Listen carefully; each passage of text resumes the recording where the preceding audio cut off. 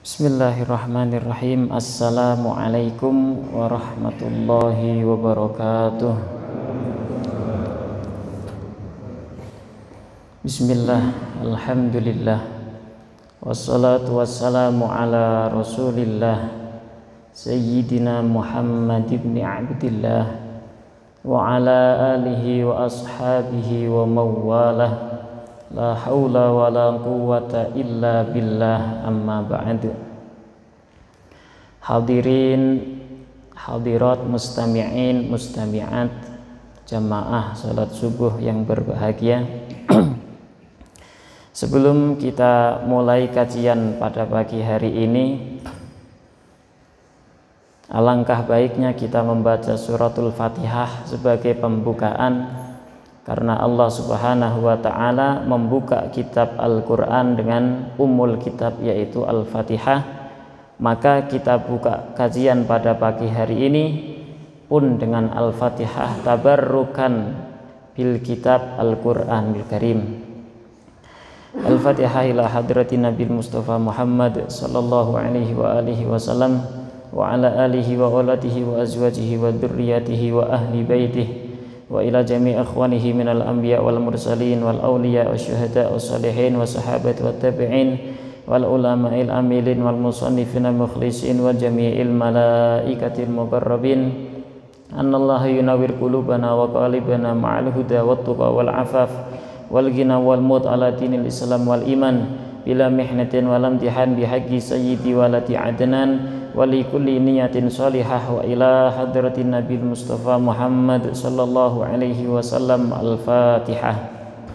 A'udzu billahi minasyaitonir rajim. Bismillahirrahmanirrahim. Alhamdulillahi rabbil alamin arrahmanir rahim maliki yaumiddin. Iyyaka na'budu wa iyyaka nasta'in. Ihdinas siratal mustaqim. Siratal ladzina an'amta 'alaihim ghairil maghdubi 'alaihim waladdallin. Rabbighfirli wa liwalidayya, amin. Bismillahirrahmanirrahim. Qala al-muallif rahimahullah wa nafa'ana bihi wa bi ulumihi wa bi ulumikum wa bi sairil muslimina fid dharain, amin. Kita membaca kitab Bulughul Maram dan saya membawa syarahnya Ibanatul Ahkam. Kita membaca hadis yang ke 130, diriwayatkan dari Aisyah radhiyallahu anha qalat, berkata siapa Aisyah, a'taman nabiyyu sallallahu alaihi wa alihi wasallam dzata lailatin bil isya'i hatta dhahaba 'ammatul laili thumma kharaja fa shalla wa qala innahu la waqtuha laula an asyqa ala ummati, rawahu Muslim. Diriwayatkan dari Aisyah radhiyallahu anha bahwasanya beliau Aisyah mengatakan Rasul Muhammad sallallahu alaihi wa alihi wasallam masuk waktu Isya. Ketika masuk waktu Isya dan Rasul membiarkan, yakni tetap diam di rumah sampai amatul lail, maksudnya umumnya malam ini sampai agak malam. Para ulama mengatakan sampai thulutsayil lail. Thulutsal lail berarti 2/3 malam yang terakhir. Jadi malam dibagi menjadi 3, sulus. Kalau kita ngitung malamnya, kalau subuhnya kita jam 4:30, jam 4-an, maka kita mulai dari jam 9 umpama atau jam 8, maka dibagi 3, jam 8 sampai jam 4. 8, 9, 10, 11 itu sulus pertama, sepertiga pertama. Kemudian 12, 13, 1, 2, jam 2 malam itu 2/3 malam terakhir, berarti jam 2. Nah, Rasul ketika sampai sekitar jam 2-an, atau di istilah hadisnya itu 2/3 malam yang terakhir, kharaja, keluar ke masjid, fasalla, kemudian sholat isya. Rasul sholat isyanya kapan? Jam 2-an, sekitar jam 2. Waqala, kemudian Rasulullah mengatakan innahu la waqtuha, telah datang waktu sholat isya. Laula an asyqa ala ummati, kalau saya tidak memberatkan umatku. Para ulama mengistinbatkan hukum dari hadis ini, yaitu waktu sholat isya adalah mulai dari ghurubus syafaqil ahmar, hilangnya mega merah. Jadi mega di dalam syariat Islam itu ada 3, atau awan. Dalam syariat Islam ada 3, awan yang warnanya merah, awan yang warnanya kuning, dan awan yang warnanya putih. Mega merah ini datang kapan? Ketika datang waktu maghrib, datang yang namanya mega merah atau awan merah. Kemudian datang datang mega kuning. Mega kuning itu setelah mega merah hilang, datanglah mega kuning. Setelah mega kuning baru mega putih. Nah, waktu isya munculnya atau mulainya ketika mega merah di waktu maghrib tadi sudah pada hilang, berganti dengan mega kuning. Maka datang atau masuk waktu sholat isya, kata para ulama. Kemudian ada kesunahan-kesunahan dan keafdoliyahan kita dalam menjalankan sholat isya. Keutamaannya, waktu afdoliyah namanya, waktu yang utama adalah ketika mega kuning hilang. Mega kuning tadi datang setelah mega merah. Ketika mega kuning udah pada hilang, kita baru sholat isya. Ini waktu afdol. Tetapi Rasul Muhammad Shallallahu Alaihi Wasallam lebih memilih waktu yang kedua, yaitu kapan? Ketika sudah masuk 2/3 terakhir. 2/3 terakhir tadi kita hitung sekitar jam 2. Tapi ini dilanjutkan dengan sabda Rasul, laula an asyugga ala ummati, kalau andai saja saya tidak memberatkan umatku, maka waktu inilah yang saya pilih. Sekitar jam 2-an kita menjalankan sholat isya. Di dalam fikihnya, wa fi qaulin nisfuhu li haditsin, karena ada hadis laula an asyqa ala ummati la akhartu salatal isya ila nisfil lail. Andai saja saya tidak memberatkan umatku, maka pasti saya akan suruh mereka umat-umatku untuk menjalankan salat isya sampai pertengahan malam. Andai saja kita tidak berat, tetapi Rasul Muhammad Sallallahu Alaihi Wasallam mengetahui kadar umatnya. Nah, disebabkan Rasul itu tahu, akhirnya meninggalkan yang afdol, meninggalkan yang utama karena ada yang lain yang tidak mampu.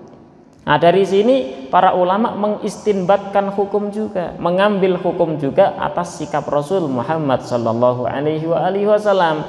Jadi jangan kita memaksakan diri, taraweh semalam 1,5 juz, padahal makmum kita ada yang sudah sepuh, ada yang masih kecil, ada yang punya hajat kebutuhan yang lainnya. Jangan memaksakan, walaupun afdolnya memang tatwilul qiraah, memanjangkan bacaan dalam tarawih itu afdol, sunnah, tetapi kita tinggalkan tidak sampai 1,5 juz, bahkan kita hanya membaca 1/2 juz saja dalam tarawih, itu sudah bagus. Karena apa? Mura'atul jamaah, kita melihat para jamaah kita.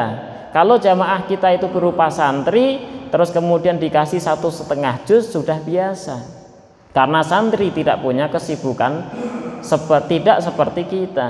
Nah, kita sudah punya keluarga, punya anak, punya istri, punya kebutuhan yang lain, maka mura'atul jamaah, ngelihat situasi kondisi jamaah itu lebih diutamakan. Nah, dari sikap Rasul ini teristinbatkan hukum, muncullah hukum seperti itu. Nah, jadi Rasul sholatnya kapan? Sholat isya'nya itu setengah malam yang tengah malam, itulah sekitar jam 2-an. Shahahahu Hakim ala syartis syaikhain. Ini hadis disahihkan oleh Imam Hakim dan memenuhi syaratnya Bukhari dan Muslim. Itu hadis pertama. Kemudian hadis berikutnya, an Rafi' bin Khadij radhiyallahu anhu qala berkata siapa Rasulullah sallallahu alaihi wasallam, asbihu, berpagi-pagilah kalian semuanya, bisubhi, dengan sholat subuh. Kita diperintahkan oleh Rasulullah ketika masuk waktu sholat subuh kita disuruh bergegas, cepat-cepat kita pergi ke masjid. Fa'innahu, karena sesungguhnya kita bergegas ini tadi itu a'dhamu li ujurikum, paling agungnya, paling besarnya pahala kalian. Kenapa kita ketika masuk waktu sholat subuh disuruh untuk bergegas? Supaya kita mendapatkan pahala yang paling besar. Sama halnya ketika sholat Jum'ah, di situ ada hadis yang menjelaskan bahwasanya orang yang tabkir li sholati Jum'ah, yang berpagi-pagi untuk menjalankan sholat Jum'ah, berangkat lebih awal, berangkat lebih dulu, maka dia akan mendapatkan onta, akan mendapatkan onta. Pahalanya seakan-akan diibaratkan dengan humurun na'am, onta merah. Kalau agak telat lagi maka mendapatkan sapi, agak telat lagi mendapatkan ghanam, kambing, lebih telat lagi maka mendapatkan bayudah atau telur. Di dalam namanya kitab Al-Bajuri disebutkan seperti itu. Sholat subuh pun sama.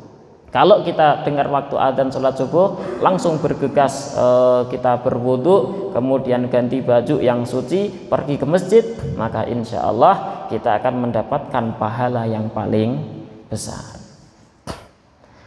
Al-ma'nal ijmali qad yatalabbas tulu'ul fajr ala ba'dhin nas. Di sini disebutkan bahwasanya tulu'ul fajr, munculnya fajar. Terkadang manusia ini bingung, ini sudah fajar shadiq atau namanya fajar kadzib. Karena zaman dahulu belum ada zaman dahulu mengetahui waktu sholat dengan cara apa?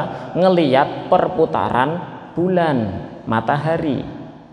Makanya ketika mereka itu ngelihat fajar sudah muncul, langsung bergegas untuk sholat subuh. Nah, fajar di dalam syariat Islam ada dua macam. Ada yang namanya fajar shadiq dan ada yang namanya fajar kadzib. Bagaimana ciri-cirinya? Fajar kadzib adalah fajar kadzib, bodoh atau membodohi atau mendustai, bohong. Fajar kadzib, fajar yang bohongan, adalah fajar yang cahayanya itu mustatilan, naiknya ke atas, dari bawah ke atas. Nah, ini fajarnya fajar kadzib. Tidak hanya itu, ada ciri-ciri lain fajar kadzib selain cahayanya naik ke atas memanjang, terus kemudian setelah itu hilang, gelap lagi. Nah, itu namanya fajar kadzib. Silahkan dibuktikan. Nah, nanti kita cari tempat yang lapang, terus kemudian nanti di berarti di timur itu akan kelihatan cahaya yang memanjang ke atas, terus kemudian nanti kita perhatikan dia hilang, kemudian kembali gelap. Namanya fajar kadzib. Sedangkan yang kedua ini enggak ada hubungan dengan hukum, ya. Kalau yang fajar kadzib ini tidak ada hubungan dengan hukum. Tetapi ke fajar yang kedua, yakni fajar shadiq, itu cahayanya itu meluas. Nah, cahayanya meluas, terus kemudian nanti tambah terang, terus sampai pagi. Nah, itu namanya fajar shadiq. Kemudian ini sholat subuh. Nah, sholat subuh. Dan waktunya, waktu yang telah ditentukan oleh syariat, yakni ketika munculnya fajar shadiq, sholat subuh, munculnya fajar shadiq sampai munculnya matahari. Ya.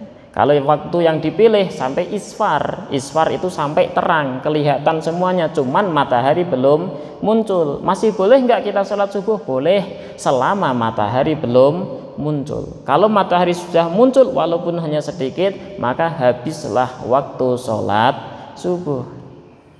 Nah, kalau kita bangunnya telat, jam 6:30 kita baru bangun, matahari sudah muncul, apakah kita tetap wajib sholat subuh? Wajib sholat subuh. Cuman nanti niatnya adalah qadhaan, mengqadha sholat subuh. Maka hadis berikutnya an Abi Hurairah radhiyallahu anhu, diceritakan dari Abu Hurairah radhiyallahu an bahwasanya Nabi Muhammad sallallahu alaihi wasallam bersabda, man adraka, man barang siapa, adraka yang menemukan siapa, man minas subhi dari sholat subuh, rakaatan ing satu rakaat, menemukannya qabla an tatlu'a, sebelum muncul apa asyamsu, matahari, faqad adraka maka sungguh telah menemukan siapa man as-subha ing sholat subuh. Hadis berikutnya menjelaskan orang yang telat bangun sehingga dia itu telat dalam melaksanakan sholat subuh. Orang yang telat bangun, di sini man adraka minas subhi rakaatan. Barang siapa yang bisa melaksanakan satu rakaat saja dari sholat subuh, kemudian rakaat berikutnya sudah keluar dari waktu sholat subuh. Berarti satu rakaat di dalam waktunya, satu rakaat yang terakhir di luar waktu sholat subuh. Apakah itu sholat tetap dikatakan sholat ada, tidak sholat qadha?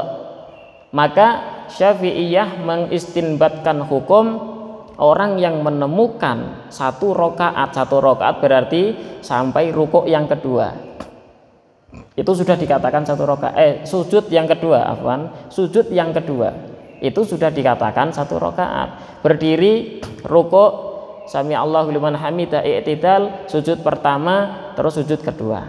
Nah, sudah melaksanakan ini maka sudah dianggap satu rakaat. Satu rakaat di dalam waktu sholat subuh, kemudian pas berdiri keluar waktunya, maka ini sholat, kata Rasul, dikatakan faqad adrakas subha, maka orang tersebut dikatakan menemukan sholat subuh. Artinya sholatnya itu ada, bukan qadha. Waman adraka, dan barang siapa yang menemukan siapa man rakaatan ing satu rakaat minal asri dari sholat asar, qabla an taghruba sebelum terbenam apa asyamsu matahari, faqad adraka maka sungguh menemukan siapa man al asra ing sholat asar. Begitu juga halnya ketika orang sholat asar, dia itu telat karena ketiduran, kemudian bangun wudhu sholat, baru dapat satu rakaat, dia itu berdiri untuk melanjutkan rakaat kedua, langsung datang waktu sholat maghrib. Bagaimana sholatnya? Dibatalkan? Tidak, langsung dia itu lanjut saja.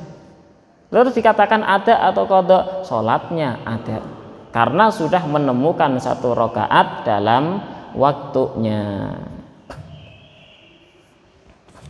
Nah, barang siapa yang di sini di dalam kitab waman waqa'a ba'du sholatihi fil waqti, ibarat dengan ibarat yang lain, barang siapa yang menjatuhkan, arti menjatuhkan yakni melakukan sholatnya pada waktunya, maka dikatakan adrokal jami', fal jami'u ada, semuanya dikatakan sholat ada. Tapi kalau kita hanya rukuk saja, baru rukuk terus kemudian keluar waktunya, maka ini sholat tidak dikatakan sholat ada, tetapi namanya sholat qadha. Boleh batalin nggak ketika rukuk terus kemudian masuk ke waktu sholat yang lain? Jangan dibatalkan, lanjutkan sholatnya. Tetapi hukumnya hukum ada, hukum qadha, bukan ada, karena dia itu belum melaksanakan sholat secara sempurna satu rakaat. Wali muslimin, dan bagi Imam Muslim, matannya Imam Muslim, an Aisyah radhiyallahu anha nahwahu wa qala sajdatan, tidak mengatakan rakaatan, ibaratnya Imam Muslim mengatakan sajdatan. Sajdatan di sini juga bermakna rakaah. Sajdah artinya adalah rakaah. Waktu maqala wasajdatu innama hiyar rakaah. Yang dimaksud sujud di sini adalah satu rakaat. Jadi Allah Subhanahu wa taala memberikan keutamaan kepada para hambanya untuk melaksanakan sholat. Kalau dia itu terlalu capek, kalau dia itu memang masyghul banget sehingga lupa akan sholatnya, melaksanakan sholat dalam hanya dapat 1 rakaat di waktunya, kemudian keluar waktu, maka tetap dihitungnya sholat ada fadlan minhu, karena mendapatkan keutamaan, wa ihsanan minhu, dan kebaikan dari Allah Subhanahu wa ta'ala. Wa an Abi Sa'id Al-Khudri radhiyallahu taala anhu qala sami'tu Rasulullah sallallahu alaihi wasallam, kami mendengar Rasulullah Muhammad sallallahu alaihi wa alihi wasallam yaqul la salata ba'da subhi hatta tatlu asy-syams. La salata, tidak ada salat itu maujud ba'da subhi, setelah salat subuh, hatta tatlu, sehingga muncul apa asyamsu, matahari. Ini hadis yang ke-134 menjelaskan bahwasanya kita dilarang, makruhnya hukumnya makruh tahrim, makruh yang mendekati kepada keharaman. Dilarang melaksanakan sholat sunnah setelah sholat subuh, ya, melaksanakan sholat sunnah setelah sholat subuh. Sampai kapan? Hatta tatlu asyams, sehingga matahari muncul, ya, sampai matahari muncul. Wala salata, dan tidak ada sholat itu maujud ba'dal asri, setelah sholat asar. Dilarang juga makruh tahrim melaksanakan sholat sunnah setelah melaksanakan sholat asar. Sampai kapan? Hatta taghiba, sehingga terbenam apa asyamsu, matahari. Sampai matahari benar-benar sempurna tenggelamnya, maka kita diperbolehkan lagi untuk melaksanakan sholat sunnah. Muttafaqun alaih, ini hadis disepakati oleh Bukhari dan Muslim. Walafdu Muslimin, dan lafadznya Imam Muslim, la sholata ba'da sholatil fajri, tidak ada sholat setelah sholat fajar. Walahu an Uqbah bin Amir thalathu sa'atin, dan bagi lafadznya Imam Muslim lagi, ada 3 waktu karena ada siapa Rasulullah sallallahu alaihi wa alihi wasallam yanhana, melarang siapa Rasulna ing kita an nusalliya fihinna, untuk kita melaksanakan sholat. Ada 3 waktu kata Rasul melarang kita untuk kita melaksanakan sholat. Wa anna kubura fihinna mautana, dan juga kita dilarang di 3 waktu ini untuk mengkubur, memakamkan orang-orang mati di antara kita. Hina tatlu'us syams, yakni yang pertama ketika matahari muncul, bazighatan hatta tartafi'a, matahari muncul sampai naik sekitar 1 tombak. Wahina yakumu, kemudian yang kedua ketika berdiri, qaimudz zahirah, yakni waktu istiwa, ketika matahari berada di tengah-tengah langit persis. Wahina tatadayyafu, dan yang ketiga ketika matahari itu condong apa asyamsu, matahari lil ghurubi, yakni mendekati terbenam. Yang dimaksud di dalam hadis di sini adalah kita dilarang melaksanakan sholat sunnah. Dan sholat sunnah, kemungkinan Bapak Ibu sudah pernah mengetahui hal ini. Sholat sunnah itu terbagi menjadi 2. Ada sholat yang muakkad atau dzatu waktin, sholat yang mempunyai waktu tertentu. Dan ada sholat yang tidak mempunyai waktu tertentu. Sholat yang mempunyai waktu tertentu dicontohkan seperti sholat duha, sholat taraweh, sholat witir, sholat apalagi yang punya waktu tertentu berarti qobliyah dan ba'diyah. Ini punya waktu tertentu. Waktunya kapan? Kalau qobliyah berarti setelah masuknya waktu sholat. Setelah masuk waktu sholat, masuk waktu sholat qobliyah. Sampai kapan? Sampai keluarnya waktu sholat.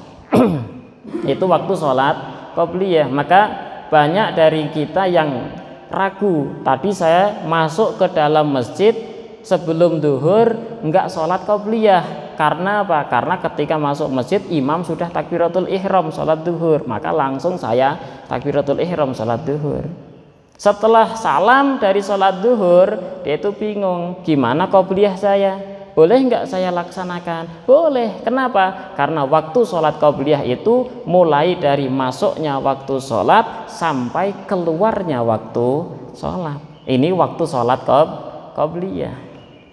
Nah, kalau ba'diyah bagaimana? Ba'diyah waktunya mulai setelah melaksanakan sholat fardu sampai keluarnya waktu sholat. Maka kalau mau sholat qobliyah 2 rakaat qobliyah setelah sholat duhur tidak masalah, karena itu memang sudah waktunya, masih pada waktunya. Setelah qobliyah 2 rakaat baru ba'diyah. Nah, saya ulang lagi, sholat sunnah itu ada 2 macam. Satu, sholat sunnah yang mempunyai waktu tertentu, dan yang kedua, sholat sunnah yang tidak memiliki waktu.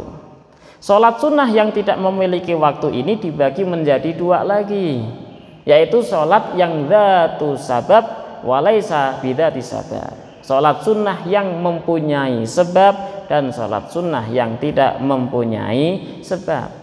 Sholat sunnah yang mempunyai sebab itu ada 3 macam. Ada sebab yang mutaqaddim atau sebab dulu kemudian ada kesunahan sholat, atau sebab yang muqarin, sebab dengan waktu sholatnya itu berbarengan. Ada sebab yang mutaakhir, kita sholat dulu, setelah sholat baru datanglah sebab. Sebab yang pertama yakni sebab mutaqaddim. Apa contohnya? Sholat tahiyat masjid. Sebab kita masuk masjid maka kita kesunahan sholat 2 rakaat. Contoh lain lagi, sholat sunnah wudhu. Selesai kita wudhu maka disunnahkan bagi kita untuk melaksanakan 2 rakaat, namanya sholat untuk menyempurnakan wudhu. Ada contoh lagi, sholat sunnah tawaf. Sebab kita selesai tawaf kita disunnahkan sholat 2 rakaat. Nah, ini namanya sebab mutaqaddim, sebab yang terdahulu. Sebab dulu, setelah terjadi sebab baru kita kesunahan sholat. Yang kedua, ada sebab namanya sebab muqarin. Kita berbarengan dengan sebab ketika apa? Ketika kita melaksanakan sholat. Kalau sebabnya sudah tidak ada, maka sholat pun tidak disunahkan. Atau sebab belum ada, kita pun tidak kesunahan sholat. Contohnya seperti sholat kusufain, gerhana matahari dan gerhana bulan. Ketika gerhana belum terjadi, sudah diprediksi di tanggalan di apa sudah ada. Oh, nanti jam 6/4 persis itu akan terjadi gerhana matahari 6/4. Nah, gerhana matahari. Maka ketika belum 6/4 kita belum boleh melaksanakan sholat gerhana. Jadi nunggu gerhananya terjadi dulu baru kita kesunahan sholat. Nah, kalau gerhana udah selesai, apakah kita tetap kesunahan sholat sunnah? Tidak, karena sudah selesai. Nah, ini namanya sebab muqarin, sebab yang berbarengan, ya, yang bersamaan. Dan yang ketiga ada namanya sebab mutaakhir. Kita sholat dulu, setelah sholat baru ada sebabnya. Contohnya apa? Seperti sholat safar. Dari Bandung mau safar ke Jakarta, safar namanya.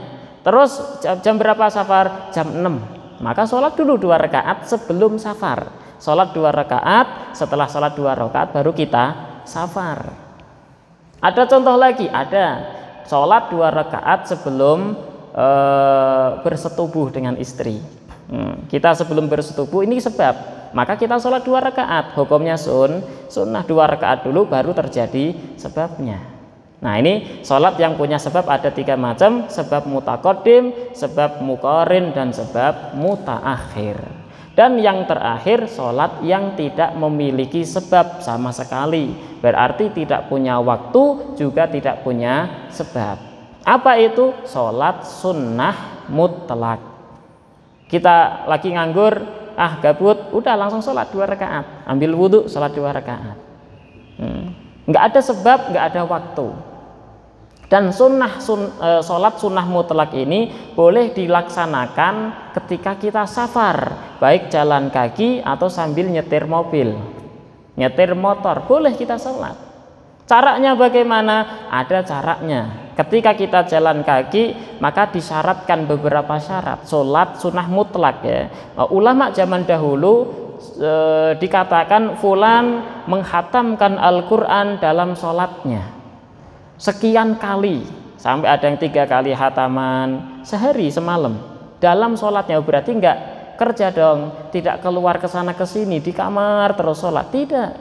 Makanya gambarannya ulama zaman dahulu itu ketika bepergian pergi kemana-mana tetap mereka melaksanakan sholat sunnah, namanya sholat sunnah mutlak. Sambil jalan kaki, sambil naik motor, naik unta, naik mobil, kita sholat sunnah. Bagaimana caranya? Nah ini yang harus kita praktekkan. Nah, ketika nanti kita safar, kita jalan kaki umpamanya, maka sholat. Caranya yang pertama kita menghadap kiblat dulu untuk takbiratul ihram. Nah, kita tetap berdiri menghadap kiblat. Takbiratul ihram, Allahu Akbar. Selesai takbiratul ihram, kita membaca doa istiftah. Boleh Allah Akbar kabira, alhamdulillahi katsira, subhanallahi bukrata wa asila. Boleh juga ini wajhatu wajhi lillazi fatara samawati wal ard. Boleh juga Allahumma ba'id baini wa baina khotoyaya, ataupun yang lain. Baca doa istiftah ini sambil jalan kaki. Mana jalannya? Ke sana, udah jalan. Tangannya bagaimana? Tetap sedekap? Tidak, biasa aja. Nah, kalau kita bawa tas, bawa gitu. Cuman tidak boleh bergerak yang abathan, bergerak yang sia-sia. Bergerak sia-sia umpama kita bertemu teman terus gini, nah, ini sia-sia, udah biasa aja gitu. Tapi tidak boleh juga nyapa orang lain. Kemana Pak? Nggak boleh. Nah, karena kita masih dalam sholat, udah tetap baca Quran aja. Kalau ada orang salam, kita cukup isyarah. Kita sholat subuh, terus ada teman kita salam, kita assalamualaikum, isyarah saja, la ba'sa, tidak apa-apa, kita isyarah dalam sholat. Nah, kita sambil jalan kaki udah ke sana, karena jalannya ke sana, udah jalan sambil baca Al-Fatihah, baca ayat Al-Quran sepanjang-panjangnya, sebanyak-banyaknya. Nah, terus kemudian ketika nyampe ruku, kita ruku menghadap kiblat lagi, menghadap kiblat, kemudian ruku sempurna. Allahu Akbar, ruku sempurna. Setiap membaca tasbih 3 kali langsung i'tidal sami Allahu liman hamidah. Jalan lagi, Rabbana walakal hamd, jalan lagi. Setelah itu kita sujud, wajib sujud sempurna menghadap kiblat. Menghadap kiblat lagi kita sujud. Duduk di antara 2 sujud, tetap menghadap kiblat. Sujud yang kedua, kemudian berdiri, jalan lagi biasa. Kemana saja itu jalannya tanpa menghadap kiblat. Jadi yang wajib menghadap kiblat tadi 1 takbiratul ihram, wajib menghadap kiblat dan sempurna berdiri. Yang kedua ketika ruku menghadap kiblat sempurna, kemudian sujud menghadap kiblat sempurna, dan duduk di antara 2 sujud menghadap kiblat sempurna. Selain ini mau tahiyat atau yang lain tetap berjalan seperti biasanya. Ini sholat sunnah mutlak. Nah ini kalau jalan kaki. Nah kalau naik kendaraan bagaimana? Wajibnya cuma 1, yaitu ketika takbiratul ihram kita menghadap kiblat. Kalau mobilnya menghadap ke sana bagaimana? Maka dirinya dia doang ya, menghadap ke kiblat dulu, Allah, sambil duduk ya, sambil duduk di kursi, terus dia itu menghadap kiblat. Allahu Akbar. Nah, setelah takbiratul ihram selesai baca doa istiftah, udah langsung lanjut. Kita mau masuk plus neleng, terus nyetir kanan nyetir kiri, tetap biasa. Yang penting tidak bergerak abathan, bergerak sia-sia. Kalau bergerak yang dibutuhkan itu boleh, tidak masalah. Nah ini para ulama zaman dahulu menghatamkan Al-Quran dalam sholatnya. Kita kembali ke pembahasan kita. Tadi sholat di sini yang dilarang di 3 waktu. Waktu yang pertama setelah kita melaksanakan sholat subuh sampai matahari naik sekadar 1 tombak. Terus kemudian yang kedua ketika matahari pas di ada tengah-tengah langit, ya, kecuali hari Jumat. Kalau hari Jumat itu tetap boleh sholat sunnah mutlak. Kemudian yang ketiga itu ketika setelah selesai sholat asar sampai matahari benar-benar tenggelam. Ini dilarang. Yang dilarang sholat sunnah semuanya tidak. Yang dilarang hanya 2, yakni sholat sunnah yang mempunyai sebab mutaakhir sama sholat sunnah mutlak. Di 3 waktu ini yang dilarang adalah sholat sunnah yang punya sebab yang mutaakhir, seperti tadi sholat safar, sholat dulu 2 rakaat kemudian safar. Ini di 3 waktu dilarang. Dan yang kedua sholat sunnah mutlak, sholat yang tidak mempunyai waktu, tidak mempunyai sebab. Sedangkan sholat yang pertama tadi punya waktu, sholat duha itu punya waktu, terus kemudian sholat taraweh punya waktu. Kalaupun dikodok, nah, emang sholat sunnah boleh dikodok? Sunnah, kata Imam Syafi'i, sholat sunnah hukumnya sunnah untuk dikodok kalau kita meninggalkannya, tapi dengan syarat kita sudah terbiasa.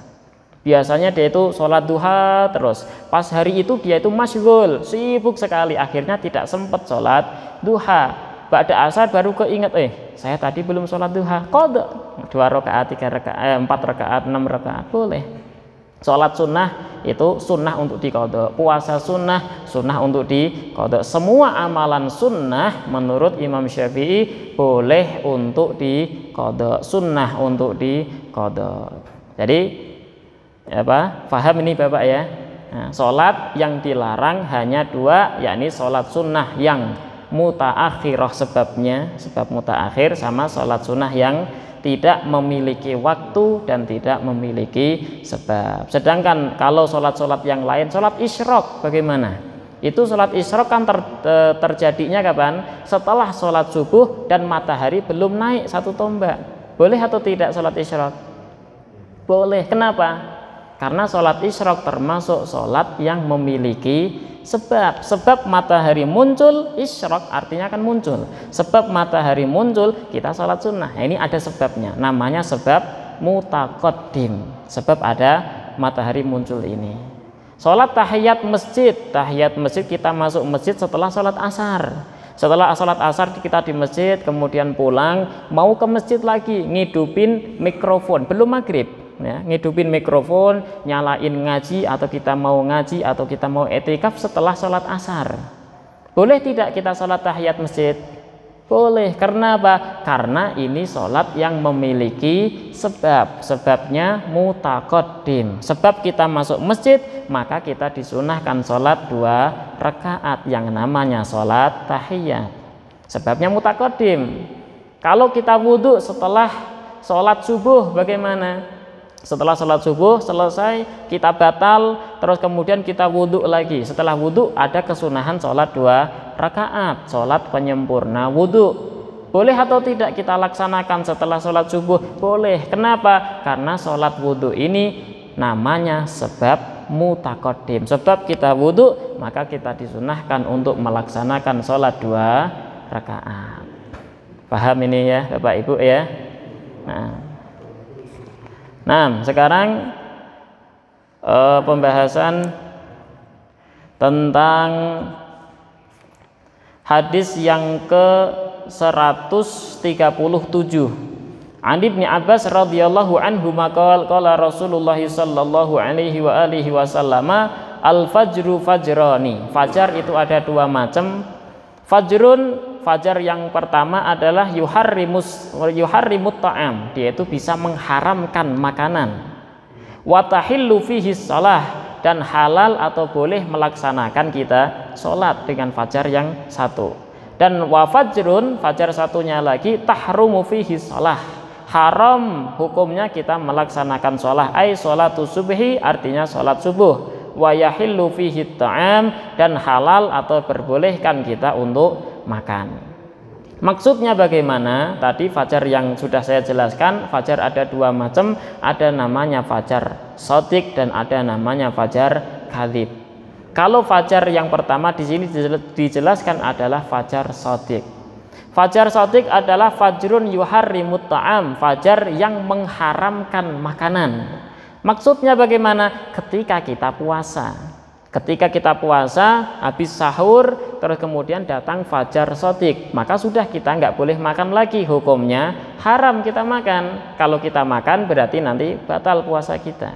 Nah, ini yang dimaksud fajrun yuharrimut ta'am. Wa fajrun tahillu fihi shalah, dan fajar yang menghalalkan sholat, maksudnya sholat subuh. Setelah munculnya fajar shadiq, kita baru boleh melaksanakan sholat subuh. Ini fajarna namanya fajar shadiq, dan yang satunya lagi namanya fajar kadzib, tahillu fihi ta'am. Boleh kita makan makanan. Artinya ketika kita puasa, kita makan belum muncul fajar shadiq, masih fajar kadzib saja, maka masih halal kita makan.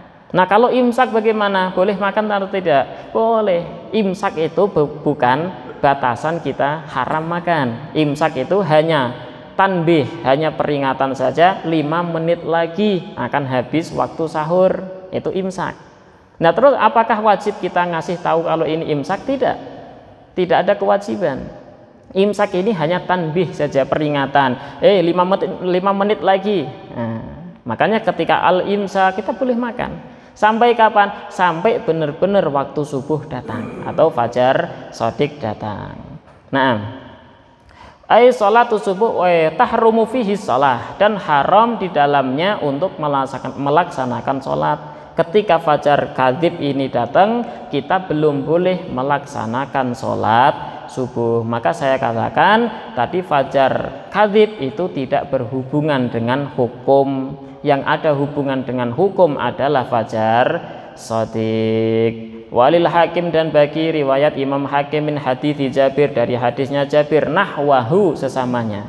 Wa zada fil ladzi yuharrimu ta'am innahu yadhhabu mustatilan fil ufuq. Penjelasan fajar yang kadzib adalah fajar yang yadhhabu mustatilan, yaitu cahayanya memanjang ke atas, fil ufuq wa fil akhar innahu kadzana bisirhan, dan ada juga yang mengatakan seperti ekor. Nah, seperti ekor, yakni cuman panjang ke atas saja. Nah, ini keterangan tentang fajar shadiq dan fajar kadzib. Wa ana ibni Mas'ud radhiyallahu taala anhu qala Rasulullah sallallahu alaihi wa alihi wasallama afdalul a'mali as-salatu fi awwali waktiha. Utama-utamanya amal perbuatan yang paling utama adalah sholat di awal waktunya. Maka dengan kita kajian seperti ini, insya Allah kita mendapatkan ilmu baru. Setelah mendapatkan ilmu baru, kita amalkan ilmu-ilmu kita. Walaupun hanya sedikit, bisa diamalkan, insya Allah menjadi ilmu yang bermanfaat. Kalau sudah kita amalkan, baru kita sebarkan. Kita udah biasa nih sholat di awal waktu, kita ngajak istri kita, yuk sholat. Kita ngajak anak kita, yuk kita sholat. Ya kan, amal yang ilmu yang sedikit kita amalkan, terus kemudian kita ajarkan kepada yang lain. Insya Allah menjadi ilmu yang manfaat dan barokah. Dan termasuk ilmu ini adalah ilmu yang bermanfaat, adalah amal yang tidak akan terputus. Kalau anak istri kita itu bisa mengamalkan apa yang sudah kita kasihkan kepada mereka, yang sudah kita ajarkan kepada mereka, maka kita wafat pun tetap mendapatkan pahala selama anak istri kita menjalankan ibadah tersebut. Oleh anak istri kita diajarkan kepada orang lain, selama orang lain tadi itu sholat tepat pada waktunya, menjalankan apa yang telah kita ajarkan, maka kita juga tetap mendapatkan sedekah jariyah, mendapatkan amal terus ngalir, tidak akan ada hentinya. Insya Allah kita amalkan dan semoga bermanfaat. Nah, cukup. Ada pertanyaan sebelum kami tutup? Silakan.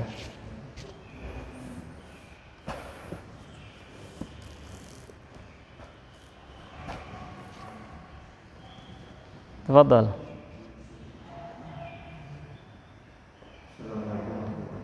Waalaikumsalam warahmatullahi wabarakatuh.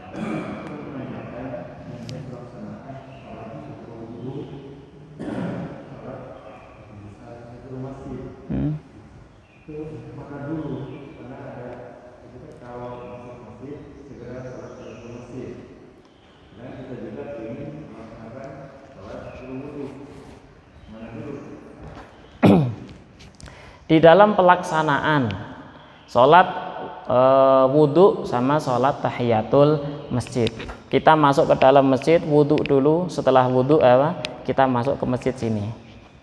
Maka para ulama Syafi'iyah mengatakan bahwasanya sholat tahiyatul masjid, sholat wudhu, dua-duanya ini bisa masuk ke sholat yang lain. Jadi kita ketika masuk masjid nih sudah punya wudhu di rumah, kita masuk masjid, kemudian imamnya ini sudah takbiratul ihram untuk sholat fardu. Langsung kita sholat fardu. Nah terus sholat tahiyatul masjid bagaimana? Sholat wudhunya bagaimana? Bisa langsung masuk ke dalam sholat fardu. Wa illam yanwi, walaupun dia tidak meniatkan, tetap otomatis akan mendapatkan pahalanya. Jadi kalau kita masuk masjid mau sholat duha, udah sholat duha plus digabung dengan sholat tahiyat masjid, digabung dengan sholat sunnah wudhu. Kalau kita nggak mau seperti itu satu-satu, ya ini boleh sholat wudhu dulu dan tahiyat kemudian duha, atau wudhu tahiyat masjid kemudian sholat fardu. Nah kalau tahiyat dulu bagaimana, kemudian wudhu, tetap diperbolehkan. Kita lihat dari segi waktunya. Nah, dari segi waktu sholat sunnah wudhu itu dari kapan sampai kapan? Waktu sholat sunnah wudhu itu mulai dari orang itu sempurna wudhu, wudhunya sampai kapan waktunya? Sampai dia itu ya'as. Ya'as itu putus asa. Udahlah saya nggak mau sholat tahiyat, sholat wudhu. Nah itu berarti sudah habis kesunahannya. Paham? Terus kemudian sholat tahiyat masjid itu waktunya mulai kapan dan akhirnya kapan? Mulai sholat tahiyat masjid ketika orang tersebut melangkah nginjek masjid, ya, melangkah ke masjid ini sudah dapat kesunahan sholat tahiyat masjid. Sampai kapan? Sampai dia itu duduk, sampai duduk dengan niat duduk, ya. Kalau hanya duduk minum, umpama ada minum terus kita duduk dulu minum, ini apakah habis waktunya? Tidak, karena dia itu akan berdiri lagi. Makanya banyak orang yang masuk masjid tidak sholat tahiyat masjid, tidak sholat qobliyah, berdiri terus nunggu sampai imamnya takbiratul ihram. Kenapa? Supaya tidak hilang kesunahan tahiyat masjid. Nah, dia itu berdiri terus. Ada yang berdiri tahu ilmunya, ada yang berdiri cuma ikut-ikutan. Ada. Ini ilmunya apa? Supaya tidak hilang pahala sholat tahiyat masjid. Berdiri terus dia. Jadi waktu tahiyat masjid mulai dia ngelangkah ke masjid sampai kapan? Satu, waktu sampai dia itu duduk. Kalau sudah duduk, nah, udah santai gitu, hilang kesunahan tahiyat masjid.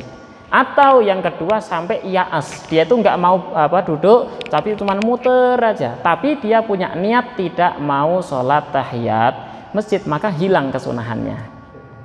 Jadi boleh yang mana aja, mau tahiyat dulu atau mau sunnah wudhu dulu. Yang penting tidak sampai dalam hati ini, saya nggak mau sholat tahiyat masjid, saya nggak mau sholat sunnah wudhu. Nah, maka sudah hilang kesunahan. Nah,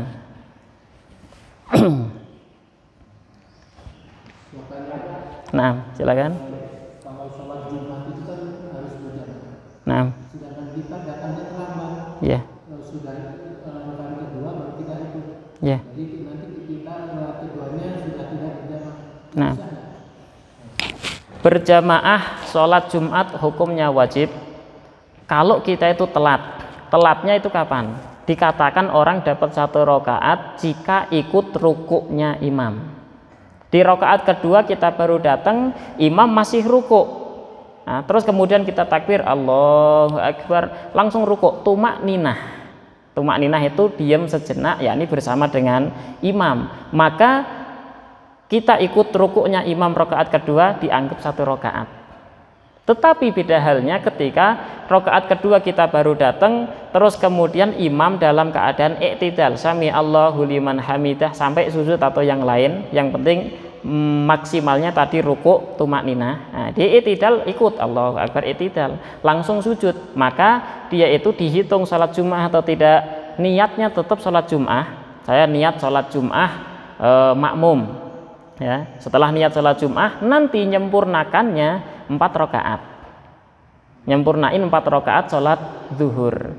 Nah, dapat pahalanya jamaah Jumat, insya Allah dapat selama dia itu masih menemukan salamnya imam. Jadi definisi orang berjamaah itu adalah selama dia itu masih menemukan salamnya imam. Imam tahiyat akhir kita baru datang, Allahu Akbar, langsung tahiyat akhir duduk, imam salam kita berdiri nyempurnain sendiri. Dapat pahala jamaah? Dapat. Cuman afdal berjamaah ini kalau kita bisa menemukan takbiratul ula atau takbiratul ihramnya imam. Ini paling afdalnya. Tetapi orang bisa dikatakan ikut berjamaah selama dia itu masih menemukan salamnya imam. Jadi pertanyaan Bapak itu tadi kapan kalau ikut rukuknya imam yang kedua maka cuma nyempurnain 1 rakaat saja. Tapi kalau setelah rukuk maka kita nyempurnain 4 rakaat. Nah, silakan. Waalaikumsalam warahmatullahi wabarakatuh.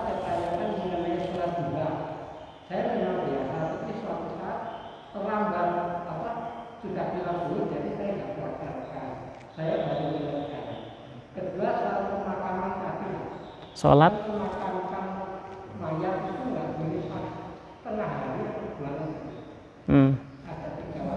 nah iya. Nah,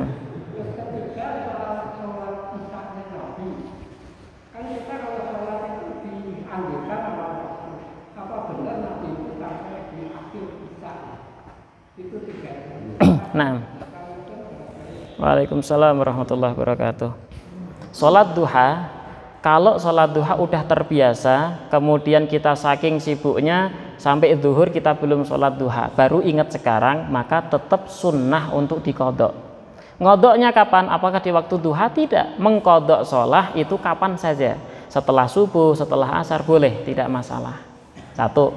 Kemudian yang kedua, memakamkan mayit. Ya, memakamkan mayit itu tadi kan di sini dilarang. Di sini dilarangnya namanya makruh. Hukum makruhnya tahrim, mendekati keharaman. Kenapa? Elatnya, alasannya di dalam kitab Ibanatul Ahkam, karena di waktu 3 tadi, apalagi umpama di waktu istiwa itu neraka jahanam pas dinyalakan. Nah, pas panas-panasnya neraka jahanam. Itu dalam elat sini ya. Nah, benar atau tidaknya ini tergantung iman. Nah, jadi kita meyakininya dengan keimanan kita. Elatnya seperti itu.